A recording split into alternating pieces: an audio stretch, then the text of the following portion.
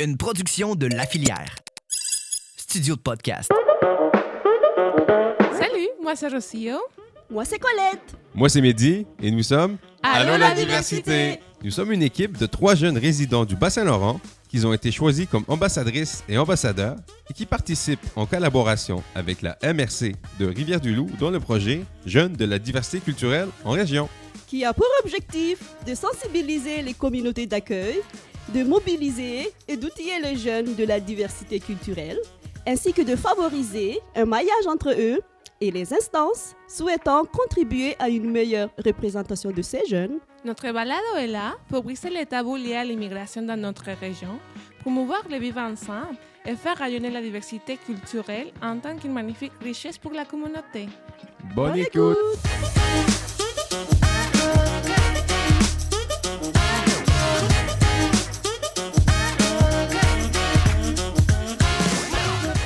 Oui, allô tout le monde, chers auditeurs. On est ici avec l'équipe Allô la diversité. Bonjour. Je m'appelle Colette. Je viens de Madagascar. Je suis avec mes amis animateurs Rocio et puis Mehdi. Hola. Allô? Allô? Allô, Colette Coquette. Ça, c'est vrai. Là, même mon chum me dit ça. Hey, toi, là, tu prends pas des heures, là, mais en fait, aujourd'hui, là, je me suis levée à 5h30 du matin. Pour faire C'est tes juste- cheveux? Il y a les cheveux, ça prend du temps, tu vois. Les vêtements, j'ai déjà, préparé hier ce que je vais mettre pendant le podcast. Mais au moment que j'ai essayé, là, je me suis dit, hey, non, ça, c'est pas bon. Puis j'ai essayé T'as tout un autre. rechangé. La coquette, là, c'est vraiment vrai, là. On le sait. Puis, aujourd'hui aussi, en fait, j'avais vraiment une chance parce que mon chum m'a fait... Un Un brunch? brunch Non, québécois? pas un brunch cette fois-ci, mais c'est comment on dit ça, là? Un œuf tourné. Un œuf tourné. Oh, un œuf tourné. Ça, là, c'est... Avec des toasts. Non, juste œuf tourné, là, mais c'est le meilleur Mm. œuf tourné que j'ai jamais mangé dans la vie. Ah là. ouais? Oui. Ah là là. Je sais pas, j'en ai déjà mangé au restaurant, mais celui de mon chum, là, il faut goûter, là. Incroyable. On attend les invitations. Oui, ça, là, ça va venir. Merci. Alors, aujourd'hui, en fait, là, les amis, chers auditeurs, on reçoit une personne très, très, très inspirante. Vraiment inspirante. Puis, lui, il est originaire du Sénégal. Puis, lui, il parle 5 langues. C'est pas 2, là. C'est 5. Puis, lui, il a enseigné, en fait, dans la technologie de génie électrique, je pense. Absolument. Moi, je ne connais pas vraiment la partie électrique, là, mais on va en parler tantôt, là. Mais il a enseigné aussi au cégep, en fait, Jonquière, Rivière-du-Loup, je pense Rimouski, Chicoutimi. à Chicoutimi. Ça ressemble. Puis, je pense aussi à l'université Moncton. Exact. Wow. Ouh là là. Il s'appelle Ousmane. Bienvenue, Ousmane. Bienvenue, Vraiment Ousmane. contente Allô, de t'avoir Ousmane. ici. Merci. Tout le plaisir est pour moi. Et merci pour cette belle invitation. Merci à toi d'être Merci. avec nous aujourd'hui. Oui. Hey, Ousmane, puis pour se lancer dans le sujet, c'est quoi qui t'a poussé à laisser le Sénégal? Je pense que c'est connu aussi comme le pays de la Teranga. Teranga, absolument, qui signifie hospitalité. Ah, ça, Wow. c'est beau, C'est ça. bon. On va aborder ça. Oui, parle-nous un peu de ton parcours, on veut tout savoir. Oui. là. C'est ça, oui. On te donne la parole. Merci d'abord pour cette invitation. Un grand plaisir d'échanger avec vous ce matin. Merci à toi. Qu'est-ce qui m'a poussé à quitter le Sénégal? Je dirais pas qu'est-ce qui m'a poussé, mais peut-être qu'on m'a poussé à quitter le Sénégal. Comment ça? Hey, va-t'en. C'est parents, allez, bye, on sort de la maison Exact. maintenant. 17 ans, c'est arrivé. C'est quand est-ce que tu prends tes clics et tes claques? T'es clic et t'es claque. Ah, j'aime ça. Oui, j'ai une expression qui est beaucoup utilisée d'ailleurs Ah en ouais? Afrique, en France. Ah ouais? Exact. C'est très français comme Ouais, expression. C'est la première Ouais. fois que je l'entends, mais j'aime ça, t'es clic et t'es Quand, claque. quand tu fais tes valises, ça fait clic-clac. Clic-clac, puis go. That's it. À la prochaine. Qu'est-ce qui m'a poussé à tenter l'aventure canadienne? C'est que depuis très jeune, j'ai été toujours très aventurier. Toujours voulu voir qu'est-ce qui se passe à l'extérieur. Quand on grandit en regardant des mangas, on se dit, waouh, à cet âge-là, Japon, ça doit ressembler à quoi? avec la télé, les chaînes qu'on avait, MTV et autres, on s'évadait beaucoup en regardant ce qui se passait aux États-Unis, ce qui se passait en France et tout. Et donc, au-delà du modèle qu'on a au Sénégal, qu'est-ce qu'il y a au-delà du Sénégal? Donc, on vient de pays où on a cette habitude-là de suivre les us et les coutumes qui sont présentes. Donc, à savoir, va à l'école, puis à un moment donné, tu vas être diplômé, puis tu vas avoir un bon travail, puis tu vas épouser une belle femme, puis tu vas faire des enfants. C'est le modèle qui était tracé. C'est le modèle classique, traditionnel. Exactement. Donc, beaucoup suivent, qui est un très bon modèle. Mais ayant eu l'occasion plus jeune de voyager avec mes parents, d'aller en France, par exemple, j'ai vu d'autres modèles qui étaient différents du modèle de base du Sénégal. Et j'ai voulu me dire, écoutez, pourquoi pas aller expérimenter autre chose? Et c'est de là qu'est venu le désir. Et je pense que le fait d'avoir gradué, avoir l'occasion d'aller étudier à l'université a été une occasion parfaite pour saisir ce vol-là et de me diriger vers le Québec. Donc, le désir a déjà commencé à l'âge de 10 ans, là, quand tu étais en France. Très jeune. Très jeune. C'est très intéressant quand même. Oui, tu avais une grande curiosité, tu avais ce désir d'aventure. Là. Définitivement. Je me rappelle un jour, j'ai eu un collègue que j'avais eu à Chicoutimi qui a voulu visiter le Sénégal et on est allés ensemble au Sénégal. Et c'est cool. Il a découvert ça, c'était sa première fois. Et il était en visite à la maison. Il a demandé à mon père quel genre d'enfant il était, Ousmane, quand il était jeune. C'est une bonne question. J'aimerais moi aussi connaître la réponse. Toi, tu étais Indiana Jones déjà. That's it. Aventurier. Et mon père lui a répondu, c'est un enfant qui posait beaucoup de questions et qui demandait beaucoup pourquoi. En effet, je n'étais pas le genre qui absorbait tout. J'aimais savoir le pourquoi des choses. Ce qui se conçoit bien s'énonce clairement et les mots pour le dire arrivent aisément. Donc, il faut que tu m'expliques quelque chose. Quand je le comprends, je n'ai pas de mal à l'appliquer à l'infini. Mais quand ce n'est pas clair, on a un blocage. Donc, le Québec a été un choix très évident. Raison numéro 1, c'est la langue. Donc, on n'a pas cette barrière quand on arrive. Ça se fait quand même relativement bien. Donc, au Sénégal, les gens parlent français plus. Est-ce que l'éducation sont plus en français? Absolument. Le Sénégal étant une ancienne colonie française, le français est la langue officielle. Mais ce n'est pas la langue que tout le monde parle. Donc, là-bas, nous, on vit dans la région de Dakar. Donc, Dakar étant la capitale. Et c'est là que l'essentiel des institutions sont, je dirais, concentrées. Mes parents sont originaires d'une région qui s'appelle Fatick. Fatick, ça se trouve plus dans le côté... c'est le bassin arachidier du Sénégal, dans les régions Sine Saloum. Et eux, c'est plus des Sérères. Et c'est pour ça qu'à la maison, on parlait une autre langue qu'on appelle le Sérère. Les Sérères, ils ont essayé de retracer ses origines. Ils ont vu des similitudes avec des langues en Inde et en Égypte aussi. Donc, qui est très différent du Wolof. Il n'y a pas beaucoup de mots qui se ressemblent.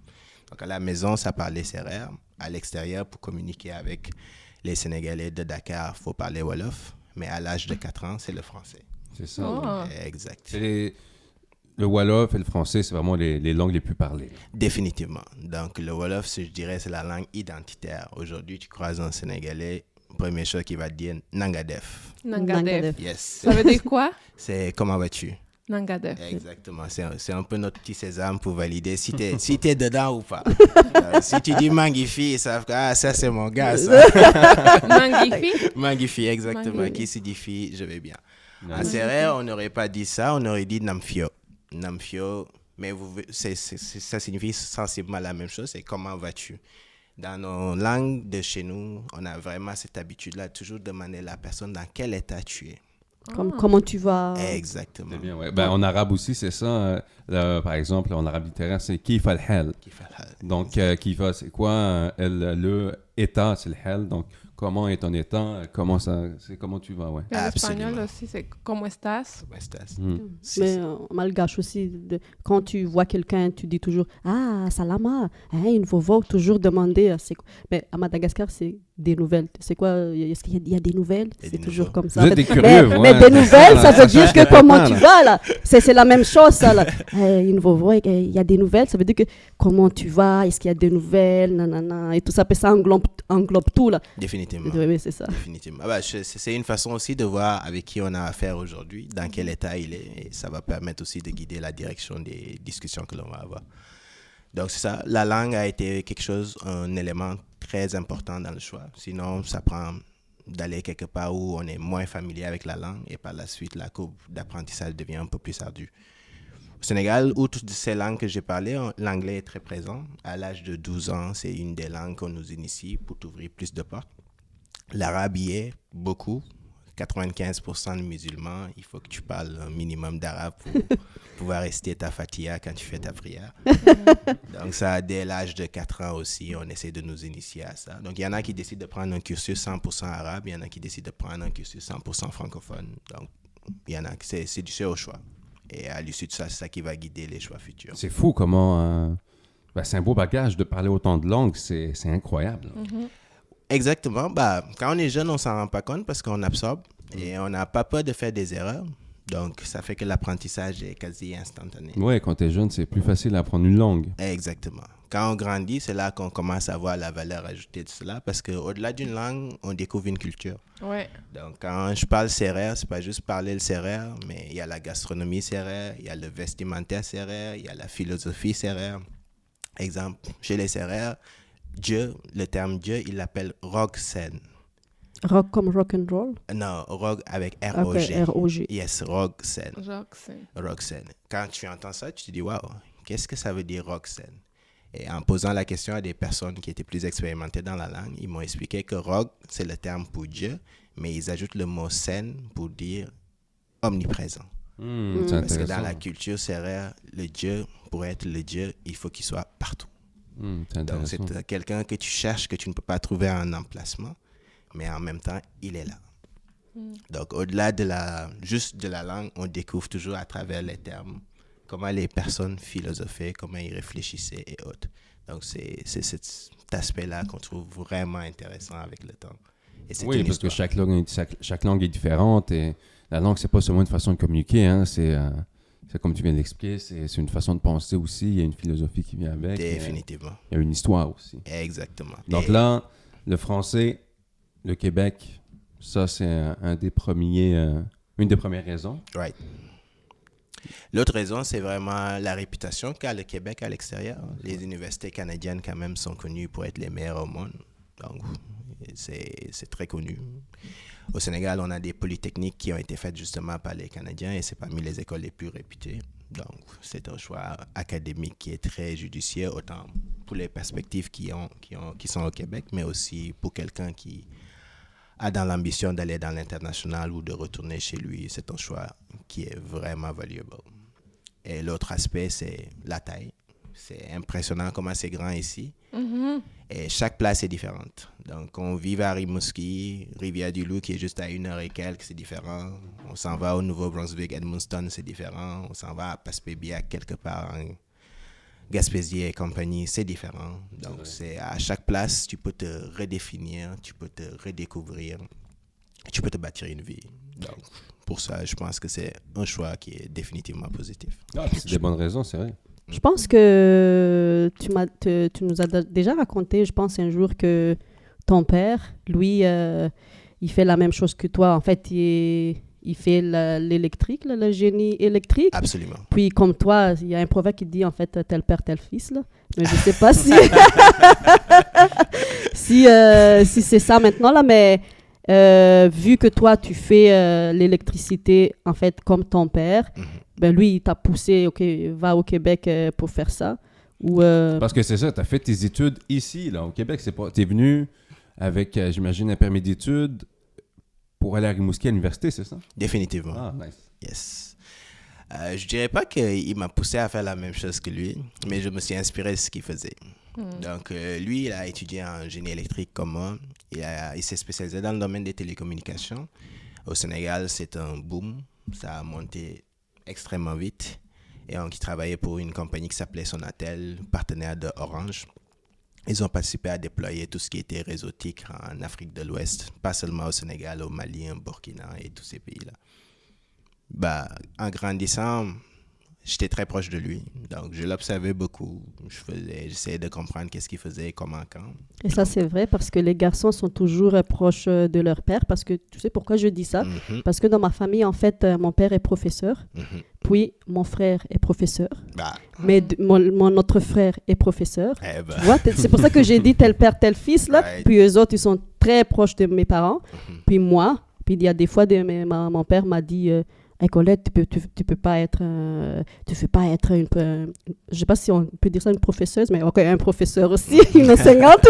Ben oui. Puis moi j'ai dit, ok, le proverbe tel père tel fils, mais pas tel père telle fille. Là. Ah ouais. Donc moi, après moi, je me suis dit non, moi là, je vais faire juste autre chose en fait. Ben. Je comprends.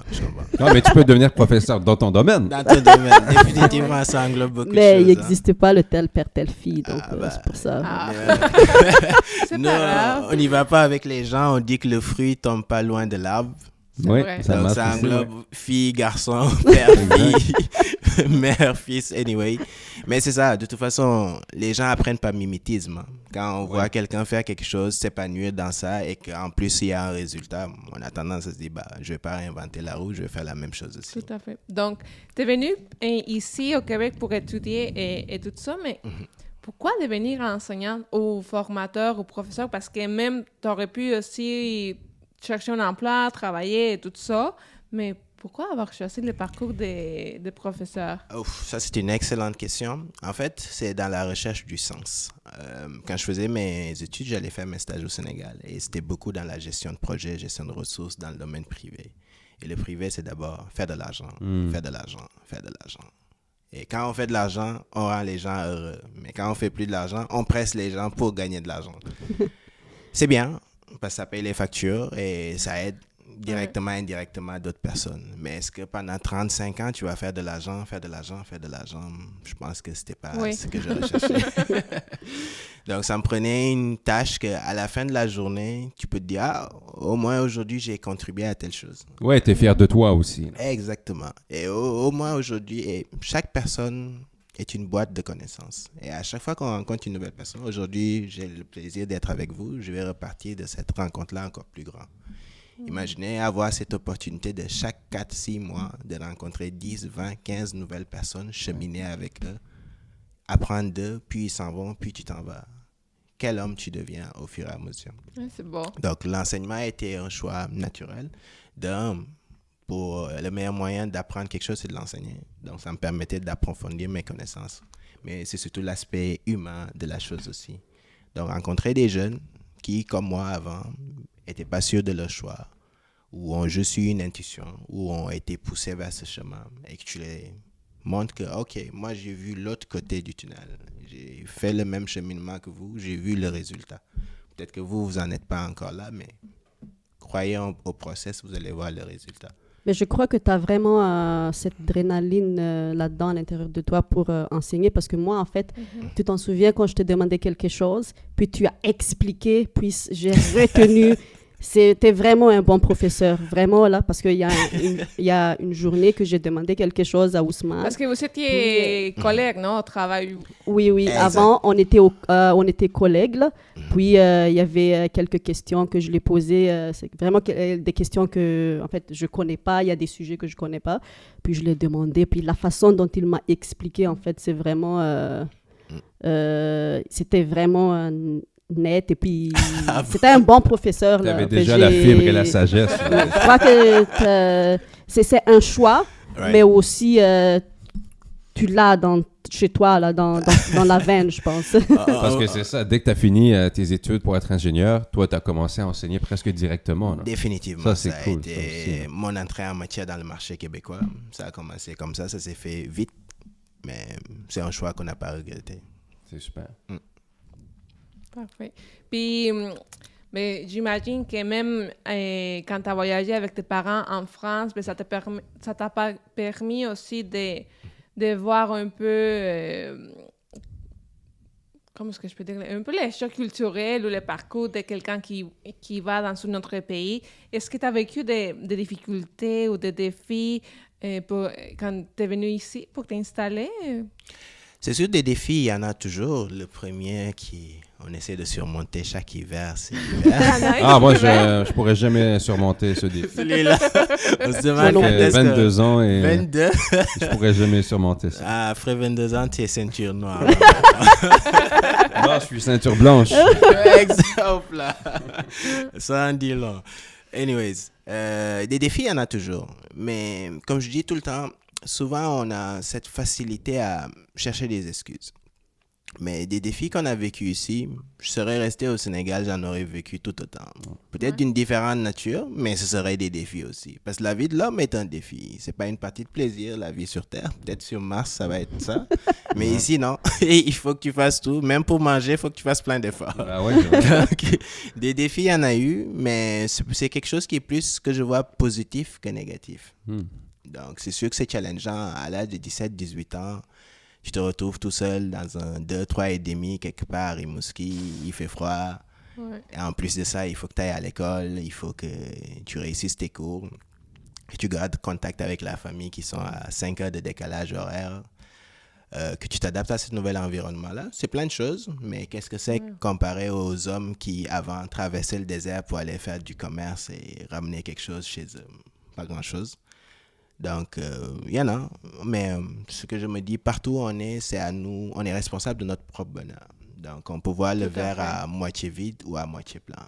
Moi, je Ouais, préfère puis le c'est voir à moitié plein. ces défis-là, puis ces difficultés qui te font grandir aussi et qui te rendent plus fort. Définitivement, définitivement. Chez nous, on dit souvent que pour que l'éducation d'un homme dans le genre, pour englober tout le monde, soit complet, il faut qu'il quitte sa terre natale.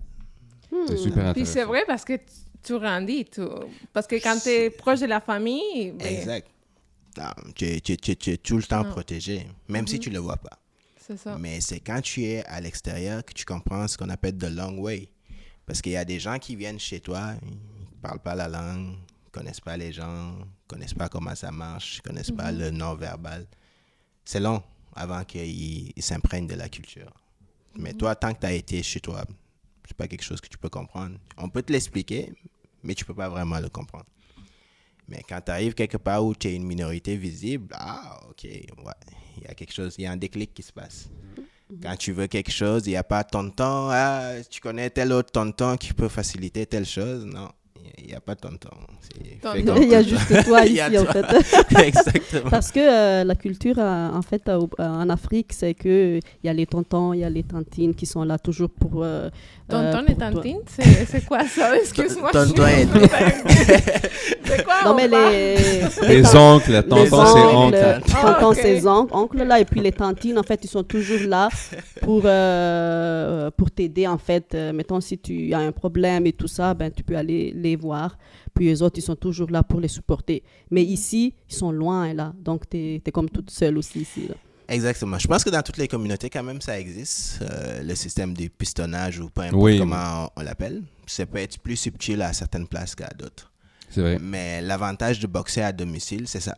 C'est qu'on C'est connaît à un domicile. médecin, on connaît un avocat, on connaît un juge. Donc, peu importe la situation, il y a quelqu'un pour aider. C'est vrai. Mais quand on est à l'extérieur, on perd tous ces repères-là d'un coup. Donc, il faut se refaire un carnet d'adresses. Tu refais toi-même ton propre réseau de contacts aussi, là, au fur et à mesure. Exactement. Et surtout là, tu peux plus blâmer quelqu'un. Quand tu es à la maison, ça marche pas. Pourquoi le papa n'a pas fait ça? Ici, il n'y a pas ça. Donc, c'est toi qui traces ton propre chemin.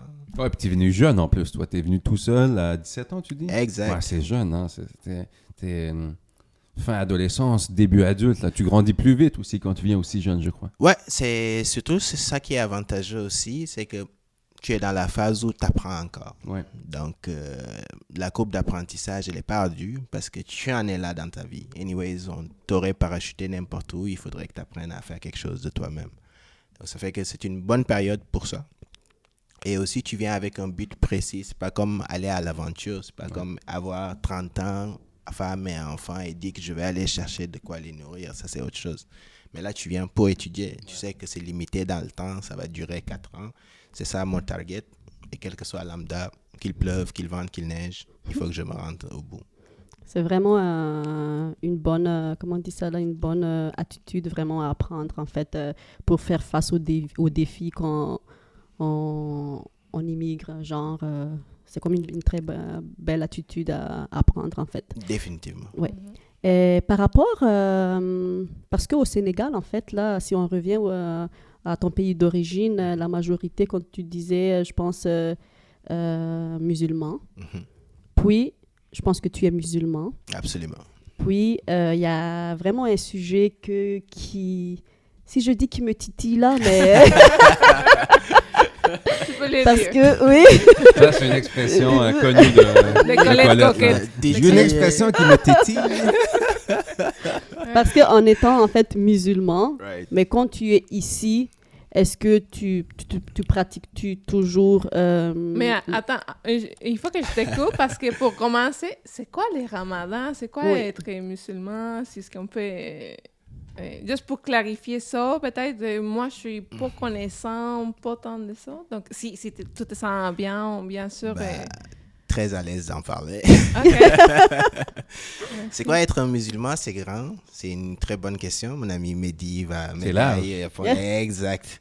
Mais moi, je dirais la religion, c'est une philosophie de vie. Parce que dans toute chose, ça prend un cadre. S'il n'y a pas de cadre, les gens vont aller dans tous les sens et ça ne va pas marcher. Aujourd'hui, je peux décider d'acheter tous les livres qui ont été écrits par Newton ou peu importe les savants en électrique, les lire quelque part dans ma cave, ça ne fera pas de moi un ingénieur. Pourquoi? Parce qu'il y a un cadre qui a été créé. Pour que tu deviennes ingénieur, il faut que tu ailles à l'université, que des gens certifiés t'enseignent pendant 4 ans, qui t'évaluent, puis qu'à la fin, on dise « Tiens, Là, voici t'es ton ingénieur diplôme. maintenant. That's what's up. » C'est la même chose. La religion crée un cadre pour que les gens puissent vivre en société. L'islam, c'est la religion de la paix. Le musulman, le mu'min, peu importe comment on l'appelle, c'est celui qui désire se soumettre à cette règle-là et cheminer dans ce chemin-là. Quand on étudie l'islam de près, il nous apprend tout. Jusqu'à, si tu désires te marier, comment faire un choix. Tes enfants, comment les éduquer. Aujourd'hui, tu as travaillé, tu as gardé de l'argent pendant toute une année. À qui tu dois le distribuer? Comment? Tout ça, on te l'enseigne pour que tu puisses vivre en société. Maintenant, il y aura toujours un 1%, peut-être que ça ne les prend pas autant de cadres pour comprendre ce qu'ils doivent faire. Tant mieux. Mais la grande majorité ont besoin de règles. Aujourd'hui, qu'est-ce que ce serait la conduite dans les rues du Québec s'il n'y avait pas de code de la route? Mhm. Il y en a ils sont polis, courtois, ils feraient ce qu'ils feraient, ils s'arrêteraient au stop. Il y en a d'autres que ça va rouler pied au plancher tout le temps, parce qu'il n'y a rien qui l'interdit. Donc la religion, beaucoup le voient comme une contrainte. Moi, je ne le vois pas comme une contrainte. C'est une façon de vivre. Et Une philosophie. une philosophie. Et dans les versets du Coran, ils disent « La ikra fi din ».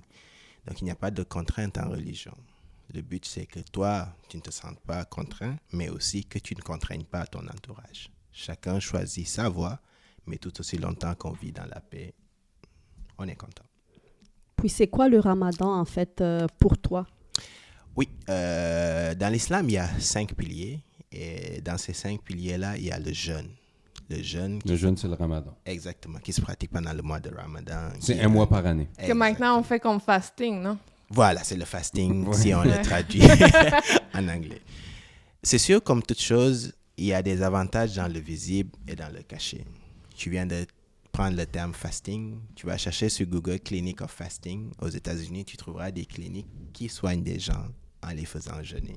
Donc, ça veut dire que le fait juste de se priver de certaines choses font de nous quelqu'un de meilleur et peuvent même nous soigner.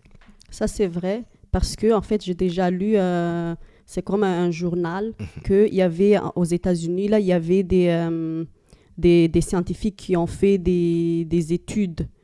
Ils ont pris quelques portions d'individus qui sont atteints de cancer du sein, puis il y en a aussi une partie comme ça, puis ils ont fait l'étude, l'autre partie, là, ils l'ont fait jeûner pendant, je pense, 1 mois.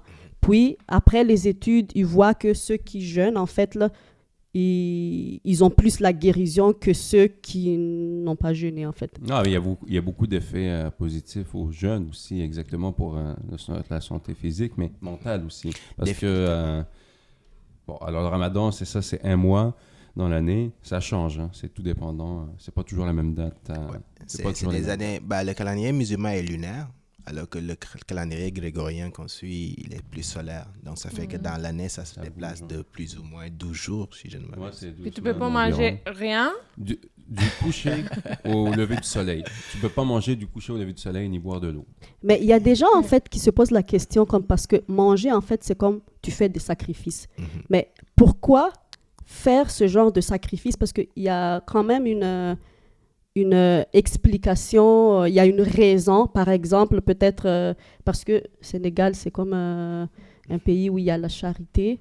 Mais est-ce que dans le Ramadan, on fait des sacrifices, mais est-ce qu'il y a une partie de charité là-dedans? Il n'y a que de la charité dans le Ramadan. Ouais. D'abord, les gens mettent l'emphase sur le fait de manger, pas manger. C'est pas juste ça. Ouais. C'est vraiment couper les voiles. Parce qu'on vit dans un monde où on est distrait. Et on a plein de voiles qui nous empêchent de voir les choses sous la vraie nature. Parmi ces voiles, c'est l'attachement. L'attachement à la nourriture, l'attachement aux joies qui sont éphémères, l'attachement à la vie, toutes les choses qu'on s'est convaincu. Je dois me lever tous les jours, manger 3 fois, aller au gym 1 heure, travailler 9 to 5. Tout ça, c'est des choses qu'on s'est convaincu. Mais est-ce indispensable? La preuve est, tu meurs demain, ça ne change pas, ça continue. Donc, est-ce indispensable? Donc, le Ramadan est une période où on te demande de faire un step back et d'arrêter et de couper toutes ces attaches-là. Et ça te permet maintenant de te recentrer sur l'essentiel. Qu'est-ce qui nous retarde dans la vie de tous les jours? Manger, manger, manger, manger. Parler, parler, parler, parler, parler. OK, entretenir des relations X, Y, Z. Tout ça, on court et on ne s'arrête jamais. Pendant le Ramadan, on demande aux gens de se calmer. Alors. se Puis calmer. c'est un reset aussi. C'est un C'est une reset. façon, c'est une quête un peu mentale et philosophique aussi. Là. C'est de Exact. se calmer, c'est de... aussi, pendant les pays musulmans où il y a le Ramadan, tout est plus calme aussi. Là. Les commerces, ils vont réduire de beaucoup leurs heures d'ouverture. Ou, Exact. par exemple, ils vont les déplacer. C'est souvent la nuit. Nous, par exemple, comme en Algérie, pendant le Ramadan, les dépanneurs, les marchés, c'est ouvert la nuit. Right. Les petits casse-croûtes et tout. C'est exactement ça. C'est de montrer aux gens qu'il y a une autre façon de vivre. Et que tu peux faire un step back et arrêter beaucoup de choses. Exemple, si tu es quelqu'un qui est tout le temps en train de fumer, est-ce que tu peux juste pas t'en passer? Pendant le mois de Ramadan, on dit, écoute, pendant la journée, tu peux pas juste Ouais, fumer. c'est ça, ouais. Qu'est-ce Mais que tu peux fumer le soir si tu veux. Voilà. Puis à soir, boire l'alcool, c'est correct? Non, de toute façon, l'alcool, tu n'es pas supposé le boire, même en dehors du Ramadan. encore plus pendant le Ramadan. En fait, tout ce qui est addictif, comme on dit souvent, c'est trop aimer, c'est adorer. Quand tu aimes quelque chose, même si tu ne te l'avoues pas, il devient ton Dieu. Si chaque matin, mon café, ça me le prend pour être en bonne humeur, c'est que le café est devenu un peu mon Dieu, même si je ne l'appelle pas comme ça. Donc, la preuve que tu n'adores pas quelque chose, c'est que tu es capable de t'en passer. Si je fumais 4 cigarettes par jour, pendant le Ramadan, je puis tomber de 4 à 1, c'est que j'ai encore un minimum de contrôle. Donc, il y a une évolution qui C'est de la discipline, en fait. C'est vraiment une étape de discipline. Pendant un mois, tu te redisciplines. Si je comprends bien, c'est ça. Si on peut bien résumer, c'est un mois de discipline. Et je pense aussi, c'est comme aussi c'est comme genre une auto-évaluation. La raison pour laquelle je dis ça, parce que j'en ai eu l'occasion de parler aussi à un collègue musulman. En fait, il m'a expliqué aussi que parce que il y a des pays, en fait, il y a des gens, en fait, qui ne mangent pas. Et puis pendant le Ramadan, tu sens, en fait, c'est quoi de ne pas pouvoir manger, puis tu as cet instinct de donner. Exact. Et le partage, ouais. Le partager aussi, en fait. Exact. Oui. C'est quand tu as parlé tout à l'heure de la charité, c'était là que je voulais en venir. Ça te fait... Il faut que tu sois dans les chaussures de quelqu'un pour le comprendre. Aujourd'hui, si toute ta vie, tu as grandi en ayant 3 repas par jour, tu t'arrêtes au feu rouge et quelqu'un fait la manche, tu peux te dire, il est paresseux, pourquoi il demande quelque chose? Mais as-tu déjà été dans sa situation? Peut-être qu'à sa situation, tu ferais pire. Et juste, je prends l'exemple d'avoir faim. Il y a des gens, quand tu fais ton Ramadan, du lever au coucher de soleil, comme Mehdi vient de le décrire, tu ne manges pas. Mais ce n'est pas parce que la nourriture a été cachée. Elle est encore là, la nourriture. Elle est visible, les restaurants sont ouverts, les magasins sont ouverts. À l'heure du lunch, tes collègues vont aller se promener avec leur boîte, puis ils vont manger. Tu la vois, la nourriture, mais tu n'y as pas accès. Et tu n'y as pas accès jusqu'à un terme qui est prédéfini, qui est clair. Mais il y a des gens que c'est ça leur quotidien. Tout le temps. Tout le temps. Ils se lèvent le matin, ils regardent tout le monde bien habillé, mangent à leur faim, mais eux, ils n'ont pas accès à ça. Toi, au moins, tu sais que ton terme, c'est au coucher du soleil, c'est fini. Mais eux, leur terme, c'est quand? Peut-être que c'est l'histoire d'une vie. Oui, c'est ça. Ça peut être une vie de misère comme ça. Exact. Donc, toi, en l'ayant vécu ne serait-ce que pendant une journée, puis que ça s'est étalé pendant un mois, quand quelqu'un t'approche maintenant et te dit que « Hey, j'ai faim », tu comprends qu'est-ce que la faim. Et là, quand tu le donnes, tu ne donnes pas pour te débarrasser de lui, mais tu le donnes parce que tu sais dans quelle situation il est et tu aimerais qu'il dépasse sa condition.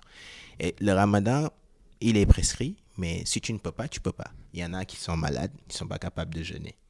Quand c'est le cas, on te demande en échange, nourris une personne pendant une journée. Les journées que tu ne peux pas jeûner. Tu sais que tu ne peux pas supporter la faim, regarde dans ton entourage quelqu'un qui a faim et nourris-le. Et là, au moins, le fait que tu n'aies pas jeûné, tu l'as remplacé par une bonne action. Donc, ça apprend aux gens ce sentiment de partage. Si tu appliques ça avec la nourriture, le sommeil aussi, c'est pareil. Tu te lèves au fajr parce qu'il faut que tu manges avant le lever du soleil. Puis après, le soir, la nuit, on va faire des tarawih, qu'on l'appelle. On va faire des prières à la mosquée et autres pour préparer le lendemain. Donc, ton temps de sommeil, il est très réduit. Oui, tu dors pas beaucoup pendant le ramadan. Si tu te lèves, comme tu dis, avant de manger, donc très tôt. Exact. Et tu manges tard aussi. C'est ça. Et c'est festif aussi. Il y a beaucoup de festivités pendant le ramadan. C'est ça. Donc, c'est 2-3 heures de sommeil par nuit et par jour. C'est pas beaucoup, Ah, c'est pas beaucoup, hein, parce que c'est ça. Souvent, pendant l'été, on coupait le jeûne à 21h, le temps que tu manges. Parce que les pays chauds, c'est ça aussi. Là. C'est autre chose. Au Donc, Québec, ça peut être facile si ça tombe l'hiver, parce que là, à 3 heures de l'après-midi, tu peux manger. Exact. Selon la plage de l'année, en effet, ça peut être plus ou moins facile ou difficile, mais c'est une discipline. Ouais. C'est vraiment vraiment, moi je vois ça vraiment une bonne leçon de vie, là. Si je vois ça, parce qu'il y a un bénéfice que les gens peuvent en tirer là-dessus. Exact. Mais ma question, en fait, comment toi tu partages cette tradition-là à tes amis ou à tes collègues ici au Québec? Mais puis aussi, en complément de ta question, j'imagine que c'est pas facile au Québec de faire le ramadan. Mettons, si tu as un compromis au travail ou c'est la fête aujourd'hui, mettons, à ta collègue Colette, on va aller souper. Et j'imagine que c'est quand même compliqué. Est-ce que t'es quand même... Ben, ça dépend, j'imagine, avec qui tu peux dire « Oh, non, c'est le ramadan » ou « Non, je préfère pas », mais en même temps, c'est comme... Ben, c'est tes collègues de travail. Et... Vos deux questions se rejoignent. En fait, la vie est un choix. Aujourd'hui, si Colette m'invite à un souper, mais que sur le chemin 649 m'appelle, me dit « Ah, vous êtes le récipiendaire d'$1 million. Il se peut que Colette me voie plus tard. » Parce qu'il y a Ouais, il se une peut pas, priorité. c'est sûr et certain. Ouais, elle va te voir débarquer en Lamborghini ce soir-là. Je reviens directement avec une berline de luxe. Une berline de luxe. Parce qu'à partir de ce moment, on t'a demandé de choisir entre ce qui est important et ce qui est optionnel. Donc, c'est la même chose. Le ramadan, c'est un pilier de l'islam. Si tu pratiques l'islam depuis 30 ans et que c'est le mois de ramadan, tu n'as pas d'autre choix que de le faire. Donc, si tu le fais et que pour accommoder d'autres, tu es prêt à mettre des bémols, est-ce que c'est vraiment important pour toi? C'est ça la question. Donc, si les gens t'apprécient pour ce que tu es, ils t'apprécient aussi pour les pratiques que tu fais. Donc, si c'est le ramadan, qu'il y ait un souper ou pas... Et il y a des moments aussi, en fait, parce que quand on a travaillé ensemble, là, des fois, on mange avec l'équipe toutes les midis. Exact. Puis, c'était le moment où Ousmane faisait le ramadan. Puis moi, j'emmène mon boîte à lunch avec le poulet, sauce malgache. Tout un menu.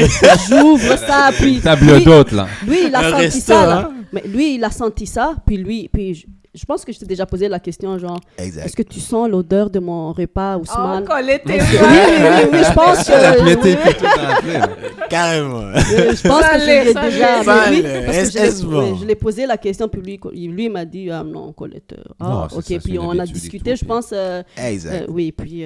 Puis tu prends quand même ton heure de dîner, même si tu dînes pas? Oui, tu vas Il faut t'asseoir bien se avec... reposer aussi. Hein?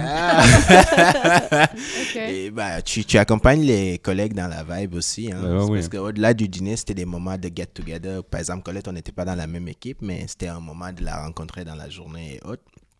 Donc, on va s'asseoir avec les collègues, ils mangent. Ouais, exact. Ça t'empêche que si tu as un discours, tu profites de ce Et moment pour j'ai le emmené faire. du poulet, vraiment, ça Toi, sent t'avais pris bon. poulet là. malgache, J'ai mis des une entrée de gingembre sushi, là-dessus. une soupe aux choux, t'avais toute la... Un brunch québécois, hein. Mais ça lui fait rien. Non. mais merci beaucoup pour ce partage. Je pense que c'est bien, surtout pour parce que le ramadan est vraiment pas connu en général. Et la religion musulmane aussi n'est pas connue en général. Souvent, les gens ils ont une opinion très négative parce que depuis une vingtaine d'années, c'est que des mauvaises images qui sont véhiculées dans des films ou dans des médias. Donc, je pense que c'est bien de te recevoir aujourd'hui puis de leur expliquer un peu c'est quoi et vraiment. Et ça, je trouve que c'est vraiment bien. Puis parce que parfois aussi, on a peur de poser ce type de questions. C'est quand même des questions un peu tabous ou des choses qu'on sait, mais on ne parle pas. Mais c'est quand même important de parler pour clarifier des choses parce qu'on peut avoir un préjugé, un stéréotype de c'est quoi. Exact. Et c'est vrai parce que aussi, par exemple, il y a des questions aussi qui se posent. Mais pourquoi faire autant de sacrifices, la nourriture, les bacon qui sont là, mais pourquoi? L'alcool. Oui, mais c'est vraiment bien parce que aussi de savoir le sens, pourquoi on le fait. Exact. Ça, c'est parce qu'il y a une bonne leçon de vie là-dedans. Il n'y a qu'une leçon de vie et il faut que les gens comprennent une chose. Dans cette vie, tout est relatif. Ça, oui, ça, c'est sûr. Exact. Je viens de coins où les gens travaillaient 6 mois dans l'année, c'était des cultivateurs. 6 autres mois, ils ne travaillaient pas. Donc, eux, s'ils te voient aller 12 mois sur 12, pointer de 8 à 7 ils comprennent ou pas. 8 à 5, ils vont dire, mais pourquoi autant de sacrifices? Ouais, Quel ça. but tu essaies d'atteindre? Qu'est-ce que tu vas les répondre? Donc, c'est relatif. Puis tout est une question de perception. Ma Ouais. perception, ça pourrait être ça. Puis Exactement. C'est Donc, complètement autre chose. ce qui pour toi est un sacrifice, pour l'autre n'est qu'une routine. Ouais, voilà. Donc, ça, c'est vraiment une question de perception. Il faut qu'on arrête de vouloir que tout le monde se ressemble, parce qu'anyway, Non. ça ne marche pas. Et comme être humain, on n'aime même pas ça. Je Ouais, pense puis- qu'aucun d'entre nous n'a 10 fois la même paire de chaussures. On aime la différence. C'est la diversité qui donne à la réalité son sens. Donc, C'est ça, la diversité est une richesse. D'ailleurs, c'est ça le podcast. Hein. C'est de Absolument. partager toutes ces différences-là. Je vois que le temps passe et on Ça doit va. terminer, même si honnêtement, on aurait pu parler encore pendant 2 heures. oui. Vraiment. Là, Ça passe Ousmane. tellement vite, J'ai- honnêtement. j'ai envie de tout annuler les rendez-vous et on continue. let's Mais, do it. Mais voilà, juste peut-être un conseil pour pour des jeunes nouveaux arrivants comme toi, par exemple, qui veulent venir s'installer au Bas-Saint-Laurent, là, à Rivière-du-Loup, par exemple, ou pour étudier, parce qu'on va aller un peu comme dans le sens de ton parcours. Un conseil pour ces jeunes-là qui veulent venir s'installer, qui veulent faire un parcours comme le tien, par exemple, venir étudier ici. Le conseil que je vais les donner, c'est le même qu'on m'a donné quand je venais. Quitte pas le Sénégal pour vivre comme au Sénégal. Ah, c'est bon, ça. Et l'autre, c'est d'avoir un objectif. Quand on n'a pas d'objectif, on est très facile à détourner. Avec l'âge, avec le temps, on en a eu des collègues qui ont eu des parcours très positifs et d'autres un peu moins. Et souvent, en parlant aux parents de ces gens, ils disaient « Ah, mon fils a changé » ou « Ma fille a changé depuis qu'elle a quitté ». Mais je me suis toujours dit « Il n'a pas changé », c'est juste sa vraie nature qui est apparue. Quand tu l'as toujours encadré dans un certain milieu, il a toujours vécu comme vous le voulez qu'il vive. Là, il a eu l'opportunité de faire ce qu'il veut, c'est ce qu'il a fait. Donc, pour la plupart, c'est parce que l'objectif n'était pas tangible. Mais si tu sais que moi, je suis aujourd'hui à cet âge-là, à ce point, et à l'autre âge, je veux me rendre là, c'est réglé. Maintenant, est-ce que ça fait le bonheur de tous? Est-ce que la température joue en ma faveur? Est-ce que l'économie le permet? Ça, c'est d'autres variables. Mais ça ne va pas changer que l'objectif, il est clair. Donc, tout commence par un objectif. On l'a vu à l'école, pour résoudre des équations, ça prend un domaine de définition. Si je sais où est-ce que je commence et où est-ce que j'arrête, tout le reste devient simple. Si ça, c'est pas clair, rien ne le sera, selon moi. Très sage parole. Merci beaucoup, Ousmane. On est vraiment choyés de t'avoir reçu aujourd'hui. On est vraiment contents et n'importe quand, tu es le bienvenu ici. Tu es Tu peux revenir quand tu veux. Avec plaisir. Puis juste pour mentionner à nos auditeurs, le but c'est pas de convertir tout le monde à l'islam. On veut juste démystifier, parler un peu de c'est quoi exactement. Right. Et c'est juste des perspectives d'opinions Bien sûr. différentes. Chacune a son opinion, puis c'est bien correct. Exact. C'est dans le respect, puis le partage d'informations, de connaissances. Définitivement. Et merci de rappeler ça. Et je tiens toujours à le souligner aussi. Tout ce que je dis engage Ousmane Ndiaye. Ça n'engage pas toute la communauté africaine ni Non. tous les musulmans. Ouais, c'est c'est ça. des choses que j'ai appris, que je répète. Est-ce que c'est de la bonne sauce? Seul Dieu sait. Et merci beaucoup pour Oui. ce beau partage. aussi. Bah, merci Et à merci vous. beaucoup aussi d'être venu. Au Hasta la plaisir. próxima. Ah, obrigado.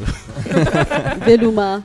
Et moi, je vais dire bislama. Merci Ousmane, vraiment, c'était un plaisir. Merci les filles. Salam alaikum. Bye. Bye. Vous avez écouté Allô la diversité, un message de la MRC de Rivière-du-Loup en collaboration avec le gouvernement du Québec. Une série produite par La Filière, studio de podcast.